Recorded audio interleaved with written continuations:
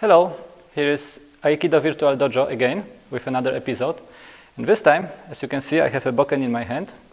So today we'll be looking into Gono Awase with a Bokken. So Awase is a movement together with a partner, a simple movement, not a series of attacks, defenses, and so on, which would be a kumitachi. But Awase is just one simple movement that is repeated with a partner. And Gono is the fifth one, refers to the fifth movement, because it's based on the fifth suburi.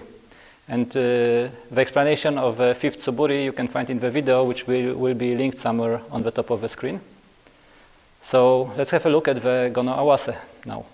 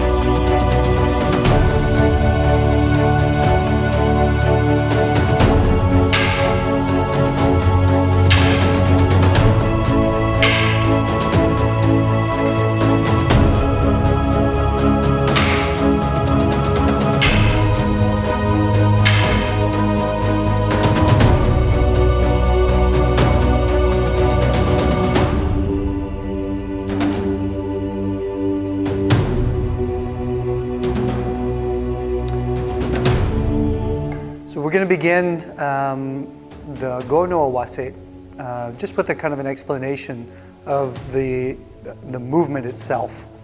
And we're going to begin in what's called Ken Kamai, the position of the sword.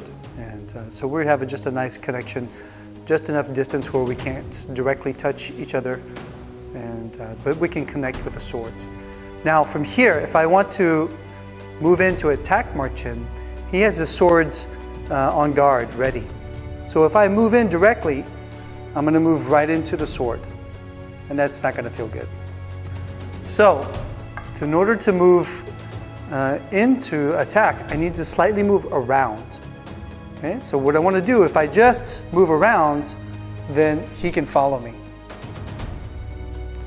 So from here, I want to keep a contact, and as I move forward, I move also slightly to the side, keeping the contact, but also coming underneath the sword. And this actually is a protection here.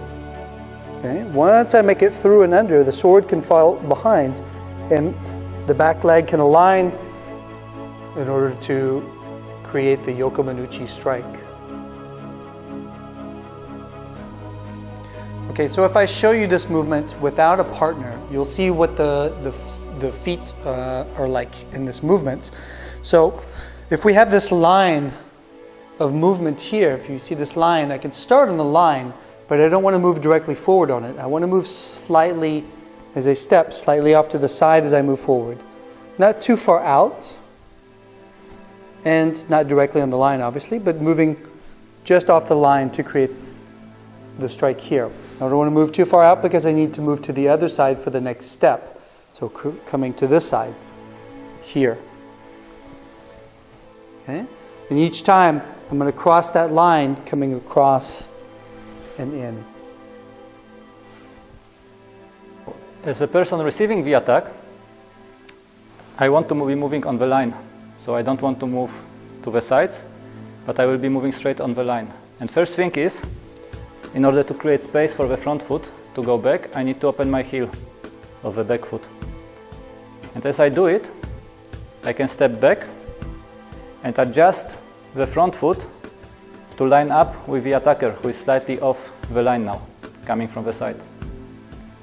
And as he goes to the other side, to attack from the other side, I will open the heel again, step back on the line, and line up with the attacker again on the other side. So I will be moving on one line, adjusting slightly the angle at each attack.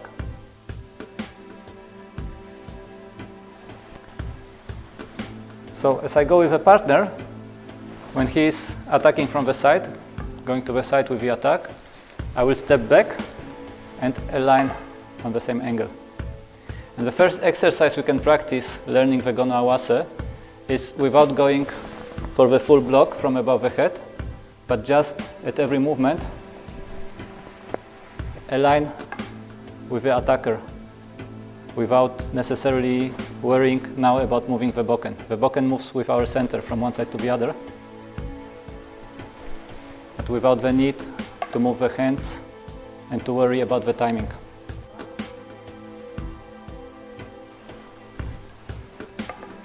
In this next step, we're going to look at the timing in the ma'ai. And essentially, I want to be at the same time as my partner. I want to mirror my partner. So we're going to do the same exercise in a way that we did before, where as he attacks and moves around, I'm going to move back.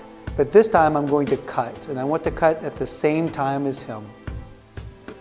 So I raise when he raises, and I come down and cut when he cuts, and I cut directly towards my partner's center.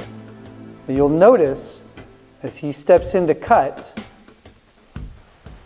I only have the time to maybe go right above the head and to be able to meet his sword early. Okay?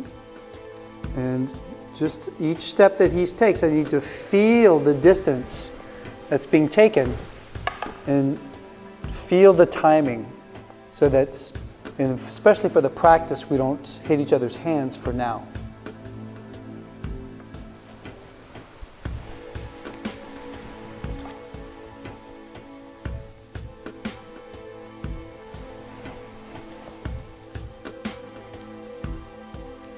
So the last thing Durward started explaining is keeping the ma'ai, the distance. So depending on the attacker's step, how big step he takes when he is attacking, I need to adjust when I step back, because I want to keep the same distance from him. So if we are here, we start here, we have a distance where we cannot cut each other. So when he does a small step, I want to stay at the same distance between our bodies, and at the same distance here, the same space, secure space, not to be cut. If he takes a big step, I also need to take a big step to keep the same distance. So we need to feel very well the movement of the attacker while we do this exercise to align our step with his step.